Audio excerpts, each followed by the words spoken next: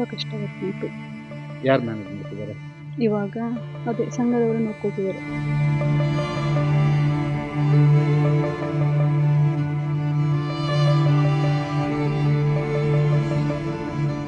ಸಂಘದವರಂತ ನಾನು ಅದು ಹೇಳುವಂಗಿಲ್ಲ. ತುಂಬ ಮನೆ ಸೀಸ್ ಆಗೋ ಟೈಮಲ್ಲಿ ಫುಲ್ಲು ಬ್ಯಾಂಕ್ನವ್ರು ಬಂದೆಲ್ಲ ನೋಟಿಸ್ ಮಾಡಿದ್ರು. ಇಲ್ಲಿ ಬ್ಯಾಂಕ್ ಅಂದರೆ ಬೀಗ ಹಾಕ್ತೀವಿ ಅಂದಾಗೆಲ್ಲ ಸಂಘದವ್ರನ್ನೇ ತಡೆದು ನಿಲ್ಲಿಸಿದ್ದು ಇಲ್ಲಿ ತನಕ. RSS ಅವರು ಮಾತಾಡಿದ್ದು. ಇದು ಯಾವ ಕೆನರಾ ಬ್ಯಾಂಕ್? ಕೆನರಾ ಬ್ಯಾಂಕ್ ಇದ್ದು ಮಾತಾಡಿದ್ದಾರೆ. ಇನ್ನು ಲೋಕಲ್ ಬೆಳಲ್ ಬ್ಯಾಂಕಲ್ಲಿದೆ, ಹಳದಂಗಡಿ ಬ್ಯಾಂಕಲ್ಲಿದೆ, ಮಾತೃಶ್ರೀ ಬ್ಯಾಂಕಲ್ಲಿದೆ. ಇನ್ನು ಅದೆಲ್ಲ ಸಂಘದವರೇ ಮಾತಾಡ್ತಿರೋದು. ನಾವೆಲ್ಲೂ ಮಾತಾಡ್ಲಿಲ್ಲ, ಎಲ್ಲ ಸಂಘದವರೇ ಮಾತಾಡ್ತಾ ಇರೋದು. ಸಂಘವೇ ಶಕ್ತಿ. ಹೌದು, ಭರವಸೆ ಇದೆ. ಫ್ಯಾಮಿಲಿ ಮತ್ತು ಸಂಘ ಎರಡು ಒಂದೇ ಅಂತ ಹೇಳ್ತಿದ್ದದು ಯಾವತ್ತು. ಅಂದರೆ ಸಮಾಜ ನಮಗೆ ಕೊಟ್ಟಿದೆ, ನಾವೇನ ಕೊಡಬೇಕು ಅಂತ ಅದೊಂದೇ ಮಾತು ಹೇಳ್ತಾ ಇದ್ದೆ. ಸಂಘದ ಬಗ್ಗೆ ನಾವು ಎಲ್ರಿಗೂ ಅರಿವಿತ್ತು. ಇಲ್ಲಿ ಸಂಘ ಸಮಿತಿ ಬಗ್ಗೆ ಎಲ್ಲರೂ ITC OTC ಮಾಡಿದ್ದಾರೆ, ಗೊತ್ತಿತ್ತು ನಮಗೆ. ನೀವು ಎಷ್ಟು ಜನ ITC? ನಾನು ಎಲ್ಲರೂ ಮಾಡಿದ್ದೀವಿ ಮನೆಯಲ್ಲಿ.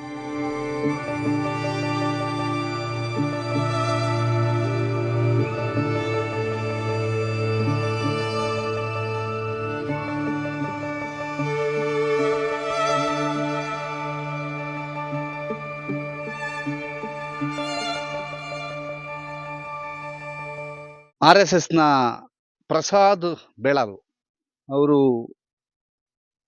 ವಿಧಿವಶರಾಗಿ ಇವತ್ತಿಗೆ ಅಂದಾಜು ಒಂದು 10 ತಿಂಗಳು 11 ತಿಂಗಳು ದಾಟಿದೆ. ಈಗಾಗಲೇ ಆ ಮನೆಯ ಪರಿಸ್ಥಿತಿ ಸ್ವಲ್ಪ ಮಟ್ಟಿಗೆ ಹದಗೆಟ್ಟಿದೆ. ಯಾಕಂತಂದರೆ ಸಾಲಗಳಿಂದ ಸೋತು ಹೋಗಿರುವಂತಹ ಮನೆ ಇವತ್ತು ಇಡೀ ಮನೆ ಏಲಮಾಗುವಂತಹ ಪರಿಸ್ಥಿತಿಗೆ ಬಂದು ನಿಂತಿದೆ. ಈ ಬಗ್ಗೆ ಮಾತನಾಡೋದಕ್ಕೆ ಅವರ ಸಹೋದರಿ ಮಮತಾ ಇದ್ದಾರೆ ಮತ್ತು ಅವರ ಮಡದಿದ್ದಾರೆ. ಅವರ ಮೊದಲಿಗೆ ಮಾತಾಡಿಸ್ಬೇಕು. ಅಮ್ಮ, ಪ್ರಸಾದ್ ಅವರು ಮೃತರಾದಾಗ ನಿಮ್ಮ ಮಗನಿಗೆ ಎಷ್ಟು ವರ್ಷ? 7 ತಿಂಗಳು. 7 ತಿಂಗಳು. ಈಗ 1.5 ವರ್ಷ. 1 ತಿಂಗಳು 6 ತಿಂಗಳಾಯ್ತು. 1 ವರ್ಷ 6 ತಿಂಗಳು. ಈಗ ಪ್ರಸಾದ್ ಅವರು ಇಲ್ಲದೆ ಮನೆ ಹೇಗೆ ನಡೀತಾ ಇದೆ?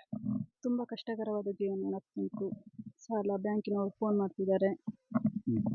ಮನೆ ಸೀಜಿಗೆ ಬಂದಿತ್ತು, ಸಂಘದವರು ಮಾತಾಡ್ಬಿಟ್ಟು ಸೀಜಾದ ಬಗ್ಗೆ ನೋಡ್ಕೊಂಡಿದ್ದಾರೆ. ಇನ್ನು ಎಷ್ಟು ಬಾಕಿ ಇದೆ? ಇನ್ನು ಬೆಳೆನಲ್ಲಿ 6 ಲಕ್ಷ ಉಂಟು. ಅರ್ವ ಬ್ಯಾಂಕಲ್ಲಿ 59,000 ಉಂಟು. ಕೆನರಾದು 33 ಲಕ್ಷ. 33 ಲಕ್ಷ. ಹೇಗೆ ಅದನ್ನು ಹೇಗೆ ಮ್ಯಾನೇಜ್ ಮಾಡ್ತಾ ಇದ್ದೀರಿ? ಎಲ್ಲ ಸಂಘದವ್ರು ನೋಡ್ಕೊಳ್ತಿದ್ದಾರೆ. ನನಗೆ ಸರಿ ಮಾಹಿತಿ ಗೊತ್ತಿಲ್ಲ ನಮಗೆ. ಹೌದು. ಈಗ ಈ ಟಫ್ ಟೈಮಲ್ಲಿ ಯಾರು ಬಂದು ನಿಮಗೆ ಸಹಕಾರವನ್ನು ನೀಡಿದ್ದಾರೆ? ಸಂಘದವರು ಬಂದಿದ್ದಾರೆ. ಹೆಚ್ಚಿನಾಗಿ ಶಿವಪ್ರಸಾದ್ ಸೂರ್ಯ ಮತ್ತು ಜಯರಾಜ್ ಶಾಲೆ ಬಂದಿದ್ದಾರೆ. ದೀಪಾವಳಿಗೆ ಬಂದು ಮನೆ ಖರ್ಚಿನಂತ ಅಮೌಂಟ್ ಎಲ್ಲ ಕೊಟ್ಟು ಹೋಗಿದ್ದಾರೆ. ಹೆಚ್ಚಾಗಿ ಅವರೇ ಬಂದು ನೋಡ್ಕೊಂಡು ಹೋಗ್ತಿರೋದು. 11 ಜನರಿರುವ ಮನೆಯನ್ನ ಒಬ್ಬರೇ ಮುನ್ನಡೆಸ್ತಾ ಇದ್ರು. ಸಾಲ ಮಾಡಿ ಆದರೂ ಒಳ್ಳೆಯ ಮನೆ ಕಟ್ಟಿದ್ರು. ಇವತ್ತು ಅಚಾನಕ್ಕಾಗಿ ಅವರು ಇಲ್ಲವಾದ್ರು. ಇವತ್ತು ಮಕ್ಕಳನ್ನ ಇರ್ಬೋದು, ವಯಸ್ಸಾದ ಅಪ್ಪ ಅಮ್ಮ ಅವರನ್ನೆಲ್ಲ ನೋಡ್ಕೊಳ್ಳುವಂಥದ್ದು ಎಷ್ಟು ಕಷ್ಟಕರ. ತುಂಬ ಕಷ್ಟವಾಗ್ತುಂಟು. ಯಾರು ಮ್ಯಾನೇಜ್ ಮಾಡ್ತಿದ್ದಾರೆ? ಇವಾಗ ಅದೇ ಸಂಘದವರೇ ನೋಡ್ಕೊಳ್ತಿದ್ದಾರೆ. ನಿಮ್ಮ ಮನೆಯಲ್ಲಿ ಇವರು ಮಮತಾ ಮತ್ತೆ ಇವರನ್ನ ವಸಂತ ಇಬ್ಬರು. ಮತ್ತೆ ಇನ್ನೊಬ್ರು ಇದ್ದಾರೆ ಶೇಖರ್ ಅಂತ, ಅವ್ರು ನೋಡ್ಕೊಳ್ತಿದ್ದಾರೆ. 3 ಜನ. ಎಷ್ಟು ಟಫ್ ಟೈಮಲ್ಲಿ ಇದ್ದೀರಿ? ತುಂಬ ಕಷ್ಟ ಆಗ್ತದೆ. ಯಾಕಂದರೆ ನಾವು ಅಣ್ಣನಿಗೆ ಒಬ್ಬನಿಗೆ ಡಿಪೆಂಡ್ ಆಗಿದ್ದು ಅವಾಗಿಂದನೂ. ಅವನು ಸಂಘದ ಕೆಲಸ ಜೊತೆ ಮನೆಯವ್ರ ಜೊತೆನೂ ತುಂಬ ಹಂಗೆ ಒಡನಾಟ ಇರ್ತಿದ್ದು. ಸಮಾಜಕ್ಕೂ ಟೈಮ್ ಕೊಡ್ತಿದ್ದ, ಮನೆಗೆ ಕೊಡ್ತಿದ್ದ, ಅದರಲ್ಲಿ ಏನೂ ಇಲ್ಲ. ಇವಾಗ ಅಂದರೆ ಎಲ್ಲನೂ ಯಾರು ಕೆಲಸ ಇಲ್ಲದವ್ರು ಇಲ್ಲಿ ಮನೆಯಲ್ಲಿ ಯಾರೂ ಇಲ್ಲ. ಶೇಖರ ಒಂದು ಸ್ವಲ್ಪ ದೂರದಲ್ಲಿರೋದು, ಅವನು ಮನೆಯಲ್ಲೇ ಇದ್ದ. ಅಣ್ಣ ಹೋದ್ಮೇಲೆ ತುಂಬ ಟೈಮ್ ಮನೆಯಲ್ಲೇ ಇದ್ದ. ಈಗ ತುಂಬ ಕಷ್ಟ ಇದೆ. ಎಲ್ಲದಕ್ಕೂ ನಾವು ದುಡ್ಡೇ ಬೇಕಾಗಿದೆ ಇವಾಗ ನಮಗೆ. ಈಗ ನಮಗೆ ಸಂಪಾದನೆ ಅನ್ನೋದು ಇಲ್ಲಿ ಏನೂ ಇಲ್ಲ. ಈಗ ಏನಾದರೂ ಏನೂ ಇದ್ರೂ ಅದು 43 ಲಕ್ಷ ಸಾಲ ಅಷ್ಟೇ. ಕಷ್ಟ ಆಗತ್ತೆ, ತುಂಬ ಕಷ್ಟ ಆಗತ್ತೆ. ಅಂದರೆ ಅತ್ತಿಗೆನೂ ಇಲ್ಲೇ ಇರಿಸ್ಕೊಂಡಿದ್ದೀವಿ. ಚಿಕ್ಕ ಪಾಪು ಇದ್ದಾರೆ. ಅದರ ಬೇರೆ ನನಗೆ ಪಾಪು ಇದೆ. ನಾನು ಬೆಂಗಳೂರು ಇಲ್ಲಿ ಓಡಾಡ್ಕೊಂಡಿರ್ಬೇಕಾಗತ್ತೆ. ತಿಂಗಳು 2 ಸಲ 3 ಸಲ ಬಂದು ಹೋಗ್ಬೇಕಾಗತ್ತೆ. ಅಪ್ಪ ಅಮ್ಮನ ಆರೋಗ್ಯ ಸರಿ ಇಲ್ಲ, ಕಷ್ಟ ಇದೆ. ಸಮಾಜಕ್ಕಾಗಿ ದುಡಿದ್ರು, ಸಮಾಜದ ಜೊತೆಗಿದ್ರು ಅನ್ನುವಂಥದ್ದು ಇದೆ. ಇವತ್ತು ಸಮಾಜ ನಿಮ್ಮ ಜೊತೆಗಿದೆಯಾ? ಖಂಡಿತ ಇದೆ. ಸಂಘದವರಂತ ನಾನು ಅದು ಹೇಳುವಂಗಿಲ್ಲ. ತುಂಬ ಮನೆ ಸೀಸ್ ಆಗೋ ಟೈಮಲ್ಲಿ ಫುಲ್ಲು ಬ್ಯಾಂಕ್ನವ್ರು ಬಂದೆಲ್ಲ ನೋಟಿಸ್ ಮಾಡಿದ್ರು. ಇಲ್ಲಿ ಬ್ಯಾಂಕ್ ಅಂದ್ರೆ ಬೀಗ ಹಾಕ್ತೀವಿ ಅಂದಾಗೆಲ್ಲ ಸಂಘದವ್ರನ್ನೇ ತಡೆದು ನಿಲ್ಸಿದ್ದು ಇಲ್ಲಿ ತನಕ. ನಂಬಿಕೆ ಇದೆ ಸಂಘದ ಮೇಲೆ, ಇನ್ನೂ ಮಾಡ್ತಾರೆ ಅನ್ನೋದು. ಆ ಟೈಮಲ್ಲಿ ಏನಾಗಿತ್ತು? ಮೊನ್ನೆ ಮನೆ ಸೀಸ್ ಮಾಡುವಂತ ಟೈಮ್ ಬಂದಿತ್ತು ಅಂದ್ರೆ ಏನಾಗಿತ್ತು? ಇದು ಸೀಸಿಗೆ ಬಂದಾಗ ಏನಾಯ್ತು? ಇದು ಸಂಘದವ್ರು ಮಾತಾಡಿದ್ದು. ಅವ್ರು ಮಾತಾಡಿ ಸಂಘದವರು ಮಾತಾಡಿದ್ದು, RSS ಅವರು ಮಾತಾಡಿದ್ದು.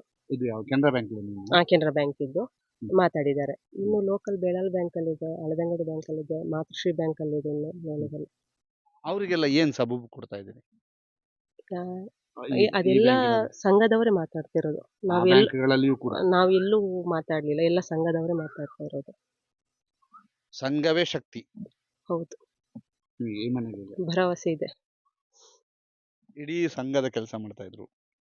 ಆ ಟೈಮ್ನಲ್ಲಿ ನೀವು ಅವರಿಗೆ ಎಷ್ಟು ಸಾಥ್ ಕೊಡ್ತಾ ಇದ್ರಿ? ತುಂಬಾ ಕೊಡ್ತಿದ್ವಿ. ಮನೆ ಬಿಟ್ಟು ಎಷ್ಟು ದಿನ ಇರ್ತಿದ್ರು? ಮನೆ ಬಿಟ್ಟು 3-4 ದಿನ, 1 ವಾರ ಹೀಗೆ ಹೋಗ್ತಿದ್ರು. ಹೋಗ್ತಾ ಇದ್ರು. 12 ಫುಲ್ ಗಂಟೆ ಸಾಥ್ ಕೊಡ್ತಾ ಇದ್ರು. ಸಾಥ್ ಕೊಡ್ತಿದ್ವಿ. 12 ಗಂಟೆ ರಾತ್ರಿಗೆಲ್ಲ ಬರ್ತಾ ಇದ್ದ. ಮೀಟಿಂಗು ಅದು ಇದು ಅಂತ. ಅದರಲ್ಲಿ ಅವ್ನು ಕಾಂಪ್ರಮೈಸ್ ಆಗ್ಲಿಲ್ಲ. ಫ್ಯಾಮಿಲಿ ಮತ್ತೆ ಸಂಘ 2 ಒಂದೇ ಅಂತ ಹೇಳ್ತಿದ್ದ ಅದು ಯಾವತ್ತು. ಅಂದ್ರೆ ಸಮಾಜ ನಮಗ್ ಕೊಟ್ಟಿದೆ, ನಾವೇನ ಕೊಡ್ಬೇಕು ಅಂತ ಅದೊಂದೇ ಮಾತು ಹೇಳ್ತಾ ಇದ್ದ. ಅಂದ್ರೆ ಅಣ್ಣ ಸ್ನೇಹಿತರು, ಕೆಲವರು ನಂಬಿದವರೆಲ್ಲ ಇದ್ದಾರೆ. ಇವಾಗ್ಲೂ ಬಂದು ಸಂಘದವರು ಕೆಲವರು ಮಾತಾಡ್ತಾರೆ, ಕೇಳ್ತಾರೆ ಹೇಗಿದ್ದೀರಾ ಅಂತ. ಈಗ ಅವತ್ತು 12 ಗಂಟೆ ರಾತ್ರಿ 4 ದಿನ ಇರ್ತಿರ್ಲಿಲ್ಲ, ನಿರಂತರವಾಗಿ ಸಂಘ ಸಂಘ ಅಂತ ಹೇಳ್ತಿದ್ರು. ಅವತ್ತು ಮನೆಯಲ್ಲಿ ಏನಾದ್ರು ಯಾಕೆ ಇಷ್ಟೊಂದು ಸಂಘ ಅಂತ ಕೇಳಿದ್ದಿದ್ಯಾ? ಇಲ್ಲ, ಸಂಘದ ಬಗ್ಗೆ ನಾವು ಎಲ್ರಿಗೂ ಅರಿವಿತ್ತು. ಇಲ್ಲಿ ಸಂಘ ಸಮಿತಿ ಬಗ್ಗೆ ಎಲ್ರು ITC OTC ಮಾಡಿದ್ದಾರೆ, ಗೊತ್ತಿತ್ತು ನಮಗೆ. ನೀವು ಎಷ್ಟು ಜನ ITC OTC? ನಾನು ಎಲ್ರು ಮಾಡಿದೀವಿ ಮನೆಯಲ್ಲಿ. ನಾವು 5 ಜನ ಮಕ್ಕಳು. ಇವ್ರದ್ದು ITC ಆಗಿದೆ. ನಂದು, ನನ್ನ ತಂಗಿದು, ಚಿಕ್ಕವೊಂದು, ಇನ್ನೊಬ್ಬ ಅಣ್ಣಂದು ಎಲ್ಲರದ್ದು ITC OTC ಆಗಿದೆ. ನಿಮ್ದು? ನಂದು ITC ಆಗಿದೆ. ನೀವು ಸಂಘದಿಂದಲೇ ಪರಿಚಯ ಅವರಿಗೆ? ಇಲ್ಲ, ಇಲ್ಲಿ ಬಂದು ಪರಿಚಯ ಆಗಿದ್ದು ಸಂಘ. ಈಗ ಮಗನ ಬಗ್ಗೆ ಎಷ್ಟು ಕನಸಿದೆ? ತುಂಬಾ ಉಂಟು. ಏನೆಲ್ಲ ಕನಸಿಟ್ಕೊಂಡಿದೆ? ಅವನು ಇವ್ರ ತರನೇ ಮಾಡ್ಬೇಕಂತ ಆಸೆ ಅಷ್ಟೇ. ಸಮಾಜ ಸಮಾಜ ಸೇವೆ. ಅಣ್ಣನ ತರನೇ ಆಗ್ಬೇಕು. ನನ್ನ 2 ಮಕ್ಕಳು, ನನ್ನ ಮಗನು ಅಣ್ಣನ ಮಗನು ಇರಬೇಕು ಅಂತ. ಪ್ರಸಾದ ರೀತಿಯಲ್ಲೇ ಆಗಬೇಕು, ಅದೇ ರೀತಿ ಸಮಾಜಮುಖಿ ಆಗಿರ್ಬೇಕು. ಈಗ ನಿಮ್ಮ ಮಗನ ಜವಾಬ್ದಾರಿ ಈಗ ಕಂಪ್ಲೀಟ್ ನಿಮ್ಮ ಮೇಲೆ ಬಿದ್ದಿದೆ. ಇಡೀ ಫ್ಯಾಮಿಲಿ ಜೊತೆಗಿದ್ದೀರಿ. ಹೇಗೆ ಅವರನ್ನು ನೋಡ್ಕೋತಾ ಇದ್ದೀರಿ? ತುಂಬಾ ಚೆನ್ನಾಗಿ ನೋಡ್ಕೊಳ್ತಿದ್ದಾರೆ. ಯಾವುದೇ ಕುಂದು ಕೊರತೆ ಇಲ್ಲದೆ ತುಂಬಾ ಖುಷಿ ಆಗ್ತುಂಟು. ಮುಂಚೆ ನಿಮ್ಮ ಅಣ್ಣ ಕೆಲ್ಸಕ್ಕೆ ಹೋಗೋ ಮುಂಚೆ ಮನೆ ಹೇಗಿತ್ತು, ನಂತರ ಹೇಗೆ ಬದಲಾಯಿತು? ಮನೇಲಿ ಏನಿರಲಿಲ್ಲ, ಅದು ಫಸ್ಟ್ ಮನೆ ಇದ್ದು ನಮ್ಮದಲ್ಲಿರೋದು. ಎಲ್ಲ ಅಣ್ಣ ಸಂಘ ಹೋದ್ಮೇಲೆ ಅವನೆಲ್ಲ ಅಂದ್ರೆ RSS ಇಂದ ನಾವು ಈ ತರ ಬೆಳೆದಿರೋದು. ಅಂದ್ರೆ ಇದ್ದಿದ್ದು ಒಂದು ಗುಡಿಸಲ್ ಮನೇಲಿ ಅವಾಗ ಇದ್ದಿದ್ದು. ಅವಾಗ ಸಂಘದವ್ರು ಬರ್ತಾ ಹೋಗ್ತಾ ಇದ್ರು. ಆಮೇಲೆ ಅಣ್ಣ ಅದ್ರಲ್ಲಿ ಹೋಗಿ ಕೆಲಸ ಮಾಡ್ತಾ ಬಂದು ಅಂದ್ರೆ ಒಳ್ಳೆ ಮಾಹಿತಿ ತಗೊಂಡು ಇದೇ ತರ ಬದುಕಬೇಕು ಅನ್ನೋದನ್ನು ಚೆನ್ನಾಗಿ ಹೇಳ್ಕೊಟ್ಟಿದ್ದಾರೆ ಅಲ್ಲಿ. ಅದಿವತ್ತಿಗೆ ಅವನೇ ಸಾಕ್ಷಿ. ಸಂಘ ಒಂದು ಒಳ್ಳೆ ದಾರಿ ತೋರಿಸ್ತಾ ಅನ್ನೋದಕ್ಕೆ ಅವನೇ ಸಾಕ್ಷಿ. ಅವರ ಬೆಳವಣಿಗೆ ಏಕಾಏಕಿ ಇಂಥದ್ದೊಂದು ದುರ್ಘಟನೆಯಿಂದ ಅಂತ್ಯ ಆಗುತ್ತೆ ಮೇಡಮ್. ಅವರ ಬೆಳವಣಿಗೆಯ ಬಗ್ಗೆ ಎಷ್ಟು ಖುಷಿ ಇತ್ತು ನಿಮಗೆ? ತುಂಬಾ ಖುಷಿ ಇತ್ತು. ಇದ್ದಿದ್ರೆ ಇನ್ನೂ ಸ್ವಲ್ಪ ಬೆಳಿಬೋದಿತ್ತು ಅನ್ನೋ ಆಸೆ ಇತ್ತು. ದೇವ್ರ ಕಿತ್ಕೊಬಿಟ್ಟ. ಇದು ಇವರ ಮಾತು. ಇಲ್ಲಿಯ ಪರಿಸ್ಥಿತಿ ಹೇಗಿದೆ ಅನ್ನುವಂಥದ್ದನ್ನ ತೋರಿಸಬೇಕು ಅನ್ನುವಂಥ ಕಾರಣಕ್ಕಾಗಿ ಸುದ್ದಿ ಬಂದಿದೆ. ಸುದ್ದಿ ಈ ಹಿಂದೆ ಪ್ರಸಾದ್ ಅವರು ವಿಧಿವಶರಾದಂತಹ ಸಮಯದಲ್ಲಿ ರಾತ್ರೋರಾತ್ರಿ ಅವರು ವಿಧಿವಶರಾದ ಸ್ಥಳಕ್ಕೆ ಬಂದಿತ್ತು. ಜೊತೆಗೆ ಅವರ ಅಂತಿಮ ದರ್ಶನ ಮತ್ತು ಅಂತ್ಯ ಸಂಸ್ಕಾರದ ಸಮಯದಲ್ಲೂ ಕೂಡ ನೇರ ಪ್ರಸಾರಣ ಮಾಡಿತ್ತು.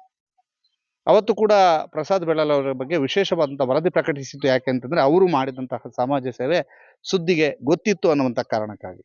ಇವತ್ತು ಅವರ ಎಲ್ಲ ಸಮಾಜ ಸೇವೆಗಳನ್ನ ಮೆಲುಕು ಹಾಕ್ತಾ ಇವತ್ತು ಆ ಮನೆಯ ಪರಿಸ್ಥಿತಿ ಏನು ಅನ್ನುವಂಥದ್ದನ್ನ ನಿಮಗೆ ತಿಳಿಸಬೇಕು ಅನ್ನುವಂಥ ಕಾರಣಕ್ಕೋಸ್ಕರವಾಗಿ ಈ ವರದಿಯನ್ನ ಮಾಡ್ತಾ ಇದ್ದೇವೆ. ವನೀಶ್ ಜೊತೆಗೆ ದಾಮೋದರ ದೊಂಡೋಲೆ, ಸುದ್ದಿ ನ್ಯೂಸ್, ಸುರುಳಿ, ಬೆಲಾಲ್.